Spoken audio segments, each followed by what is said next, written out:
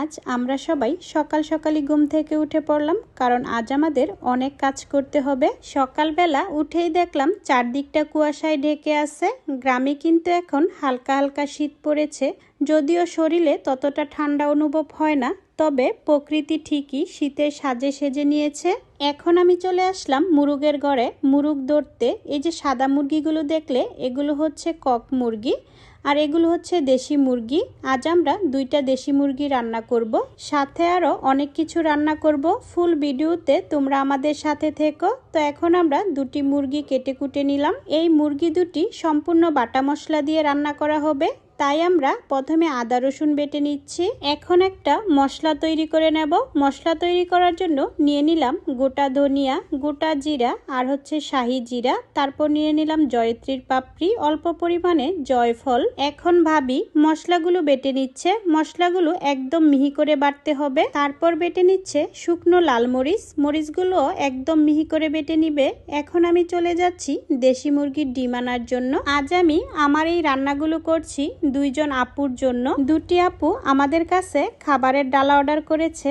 আমরা কিন্তু এখন থেকে খাবারের ডালা সেল করছি। শুধু খাবারের ডালা নয়, যে যে খাবারটা খেতে চাই সেই খাবারটাই আমরা টাটকা টাটকা রান্না করে দিচ্ছি। এবং এই খাবারগুলো আমরা শুধু নরসিংদী জেলার ভিতরে সেল করছি, কারণ এই খাবারগুলো অনেক দূরে সেল করা যাবে না, কারণ খাবারের ডালাগুলো আমার দূরের ভাই বোনদের হাতে পৌঁছে দিতে দিতে নষ্ট হয়ে যাবে। তাই আমরা শুধু আমাদের নরসিংদী জেলার ভিতরে যে কোনো জায়গায় খাবারগুলো পৌঁছে দিতে পারবো। আমাদের নরসিংদী জেলার ভিতরে যে আপু ভাইয়ারা আছো, তারা কিন্তু যে কোনো খাবার আমাদের কাছে অর্ডার করতে পারো, তবে খাবারগুলো অর্ডার করতে হবে হাতে 1-2 দিন সময় রেখে।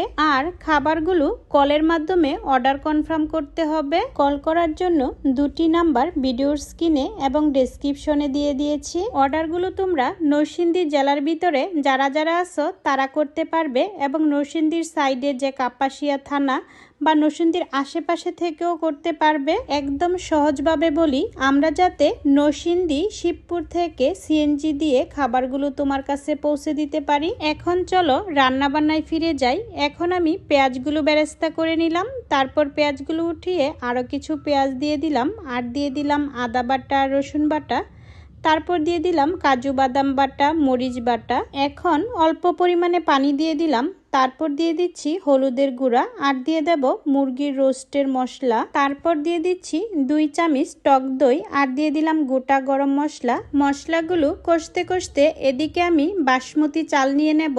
চালগুলো আমি 1 ঘন্টা পানি দিয়ে ভিজিয়ে রাখবো। এদিকে মশলাটা কষানো হয়ে গেছে। এখন ভাজা মুরগি দুটি দিয়ে দিলাম। এখন ভালোভাবে নেড়েচেড়ে মুরগি আর মশলাগুলো একসাথে মিলিয়ে নেব।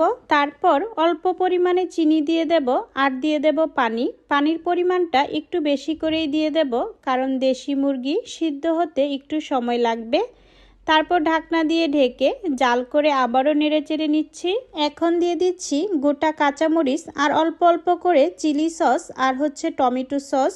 এখন আবারও নেড়েচেড়ে ভালোভাবে মিলিয়ে নিলাম। মুরগির রোস্ট দুটি রান্না করা হয়ে গেছে। এখন চুলা থেকে নামিয়ে নিলাম। এদিকে ভাবি বাসমতি চালের পোলাওটা রান্না করে নিচ্ছে। চালগুলো যখন হাফ সিদ্ধ হয়ে যাবে তখন নামিয়ে নেব। পোলাওগুলো রান্না হয়ে গেলে আমি পোলাওর মধ্যে পোলাও পাতা দিয়ে দিচ্ছি, আর দিয়ে দিচ্ছি কাঁচা মরিচ।